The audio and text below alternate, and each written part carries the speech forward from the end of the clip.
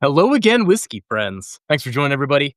Now, full disclosure, I had to record this intro a bit in advance, thanks to a family vacation. But as you watch this, Durrell should have had competed on Friday in Matt Madness against a mystery opponent. So we're going to do two different takes here.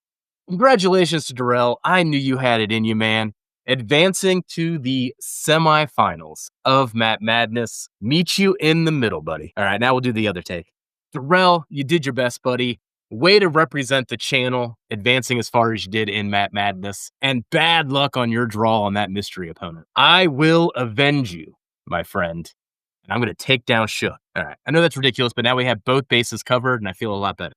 But for today's video, we are going to get into a review of APW 15 year. This is rumored to be some of that buff turkey that everyone is still going crazy for. Did I go crazy for this 200 milliliter bottle? Let's find out. And then Durrell, in preparation for Matt Madness and something that he just likes to do in general, is going to explore a blind pour in the second segment of today's video. Now, I know which pour he got to explore blind. It was a sample from our good friend Todd over there at the Bourbon Road podcast. My sample of that bourbon has long been gone. So I am a bit jealous that Durrell got to experience it again. And keep an eye out. If my timing is all right here, I think our Old Dominic pick is dropping next week. So be in the Patreon or the Facebook groups to keep getting those updates. But thank you for joining today, whiskey friends. Let's kick off the show.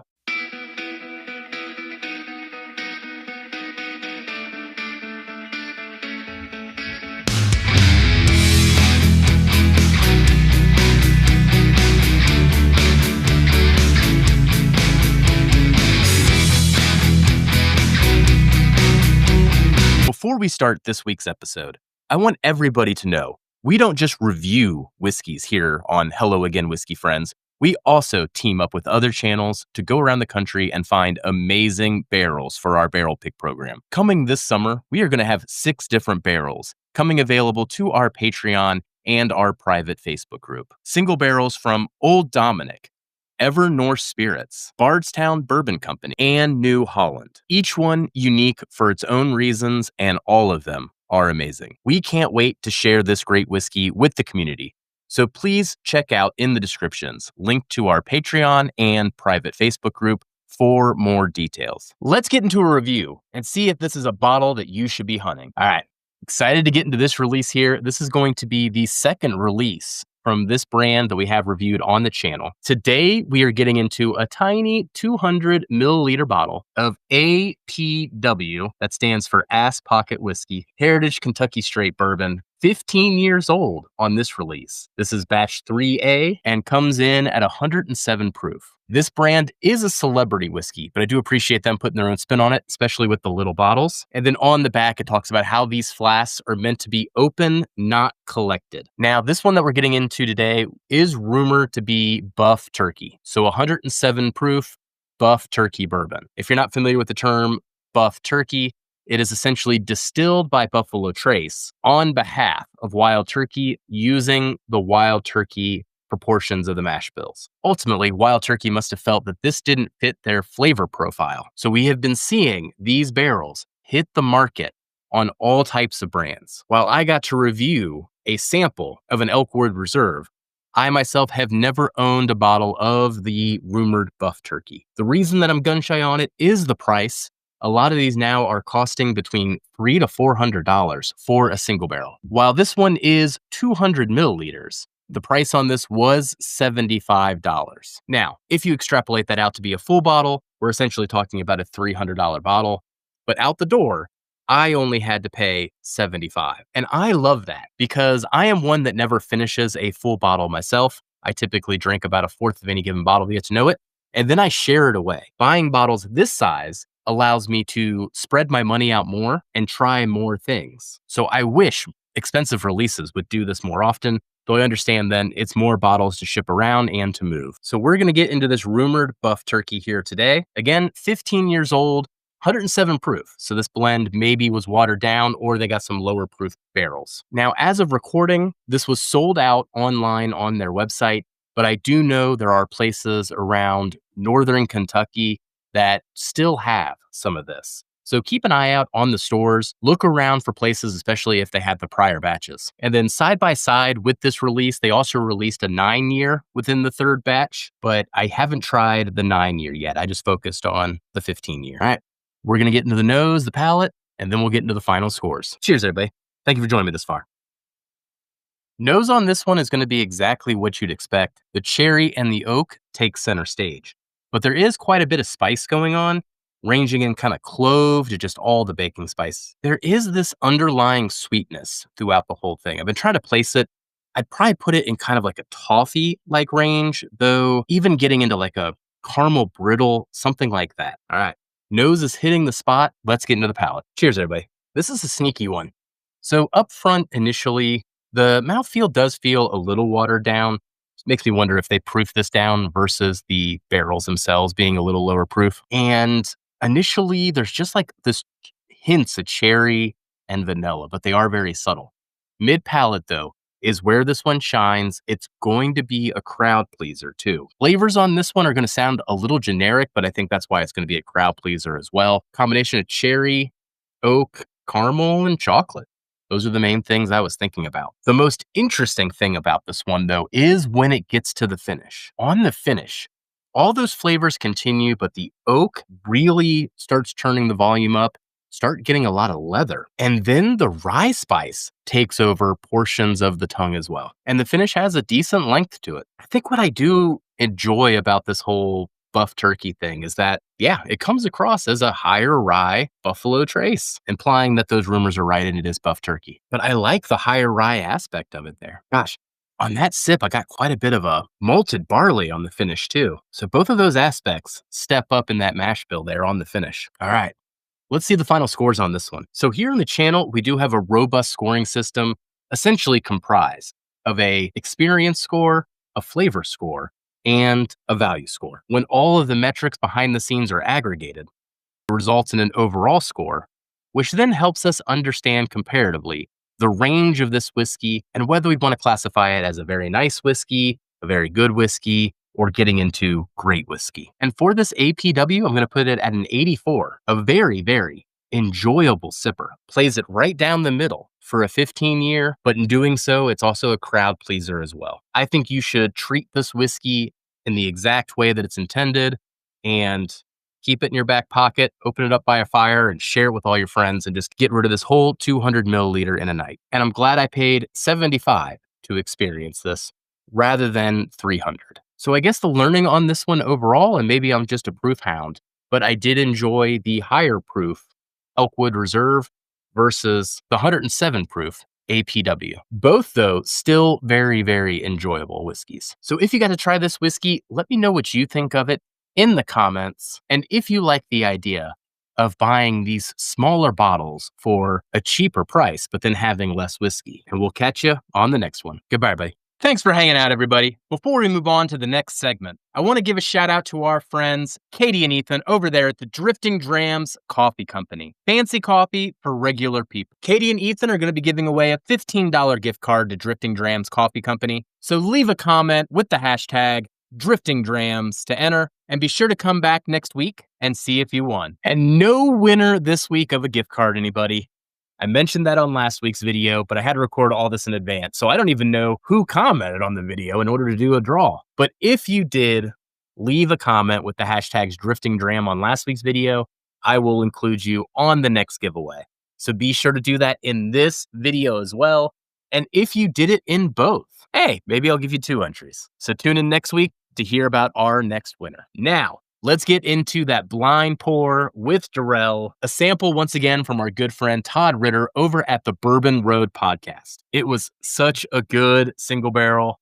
Excited that you get to watch Durrell explore it blind, and let's see how he's able to navigate it and if he can guess it correctly. Cheers, everybody. Let's see what Durrell, the whiskey saint, is up to these days. What's going on, everybody? Durrell, whiskey saint. We are back with another video, guys, and we're going to dive into a blind. I know it's been a while, but with Madness around the corner, you know, we got to brushing up on the skills, make sure we're ready. So we're going to dive into a blind, man. Pull a sample out of a box, see if I can maybe guess proof, distillery, all that good stuff. Hopefully it's labeled so I know what it is. I've ran across a couple in the past that I know that wasn't. So we're gonna keep the fingers crossed and, see if there's some verbiage on those labels for us. But yeah, we're gonna dive right in. I got a box on the side of us, guys, and we're gonna kick this off. See if I can do semi decent. Been doing all right recently with some blinds, but I say that now and I probably get whacked and miss everything right now. So we shall see. But with no further ado, let's dive into this box over here. It's getting really, really low. I think I only got like 2 rows of samples over there, guys. So you can see, or maybe 2.5 rows. We're gonna hopefully grab one. We'll grab whatever this is and make sure it's full, or hopefully it's full. Let's see. It feels pretty full. So we're gonna turn my head. We're gonna flash that. Hopefully you guys can see what it is. Turn it, turn it, turn it. I think that's front, right? Front should be there. So if not, we'll all be in suspense. But cover that up. Or it's actually halfway full. I can see now, or just about that. So we're just gonna pour it all up, guys. I actually gotta hide this from me. I usually have a gold Glen that I put this into, but we're actually gonna put it behind the laptop here. So I'm not cheating. I know you can't see that it's off the screen, but it's not in front of it. It's not really practice if I know what the answer is, right? So we're going to spin this up a bit. Visually, color looks pretty decent. I know you guys should know what it is, but color looks pretty nice. Let's see. Cheers. Onto the nose. Nose is nice. Not picking up too much, though. Definitely get a decent amount of oak, slight citrus. The oak is lovely, though. I wonder if this is actually age stated. Like, if it isn't, I would venture to guess that it's older than 5 years. Like, this comes across as a decently aged whiskey. Right off the nose, I would probably think bourbon, guys. Not really getting rye characteristics, nor am I getting like single malt or anything like that. So I would think rye on this. It is a little like ethanol forward, like it's kind of hinging the nose a bit. So I think it's a higher proof, maybe some type of barrel proof, or, north of like a 110 whiskey on the nose. I know proof's kind of tough on the nose, but those questions do arise every now and then. So I would think 115 plus on a nose whiskey, bourbon whiskey, bringing me more down the getting sweet to Kentucky side of things. Yeah, the more I nose it, the sweeter it gets, and that citrus kind of bursts and blossoms. But enough of that. Let's go on the palate, guys. Cheers. Not really what I was expecting on the palate. Still think Kentucky, still think bourbon. Comes across maybe a little finish to me, but I'm not sure what that finish actually is. Let's go in for another taste. It's pretty solid. I think it may be finished in some type of maybe wine or a red wine or something sweet. It's not like rubbing me that way like a Cabernet does or a Pinot, but it has some sweet characteristics, which makes me kind of dive down that realm a bit. But I would stick with Kentucky, stick with bourbon. Not sure if it's a barrel proof. Doesn't really smack me like that. Like I would think maybe max now 115 proof, to be honest. I'm going to take one more sip, see if I can gauge proof, but I think maybe like that 112 range. Kind of got this turkey note that I've gotten on a couple single barrels, but I'm honestly not sure. It kind of reminds me of turkey, but in all honesty, like up until maybe last year, I really didn't dive into turkey. So a lot of turkey's kind of new to me to an extent. Haven't really ventured into all of the different warehouses. I do like it, just not too familiar, I guess, with all the different profiles. But something on this kind of reminded me of a single barrel that I have. But to kind of sum it up, I would say Kentucky. I want to say finished. I'm going to just stick with that. I'm going to go with like a 112 proof bourbon. Age, if I had to guess age, I would think this is probably about an 8-year-old whiskey. I'm going to take one more sip, guys, because this is actually pretty tasty. Most of the samples that I do have, I don't have bottles of. So to kind of caveat on that, like I wouldn't mind holding a bottle of this. Whatever it is, it's actually pretty good. It's sticking to the glass really, really nice. Like haven't took a sip in a bit, and you can probably still see that ring literally all the way at the top of the glass, so pretty viscous, feels nice on the mouth, like it's mouth coating. One more sip and we're gonna snag that little sample bottle from behind the laptop and see what it is, guys. See, now that sip reminded me of MGP. I'm all over the place on this one, guys. Damn, I gotta take one more sip. Shit, this is confusing. Part of me wants to say MGP now, but I'm going to stick with Kentucky. This can either go really good or really bad, but let's see what we were drinking. Got to sum it up. Said 112 proof, finished Kentucky bourbon, 8 years old. Let's see how I did. Oh my God. So nailed a couple things and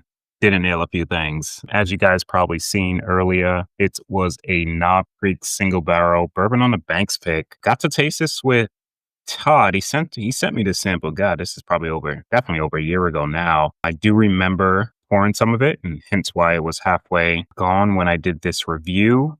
But I do remember liking this. Do not remember it tasting this like fruit forward, which is kind of crazy. But I did say Kentucky bourbon. I said finish, which is definitely not finished. I said 112 proof, and it's 120, guys. But this thing doesn't drink like it's 120 proof. Oh man, this is actually super, super solid. And I'm guessing that just a little bit of air that was in here did this thing justice, because I don't remember it being as good as it was today. So we're going to take one more sip, guys. We're going to end this off. But did I do all right? Not really, in my opinion, but I did hit a couple things. You know, it's about being consistent, not about really nailing everything, because that's tough to do. So I'll take a couple points here. You know, maybe the next pour I would have scored a couple more, and the next one a little more, you know, to kind of balance it out a bit, but not upset with it, but definitely could have did better.